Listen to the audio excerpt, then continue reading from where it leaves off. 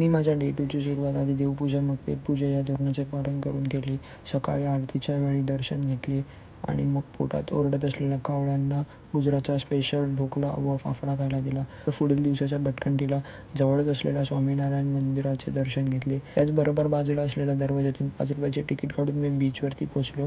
थोडेसे चालल्याजवळ मंदिराजवळ असलेला दक्षिण स्तंभ पाहिला. ह्याच्याबद्दल आपण नंतर कधीतरी बोलूया. त्यानंतर मी राम मंदिर, त्रिवेणी संगम अशा आजूबाजूला असलेल्या 4-5 स्पॉटवरती आलो. त्याचप्रमाणे मंदिराचा इतिहास पाहण्यासाठी मी 10 रुपयाचे तिकीट काढून सोमनाथ म्युझियममध्ये गेलो व दुपारी लागलेली भूक ही मी गुजराती थालीने शांत केली.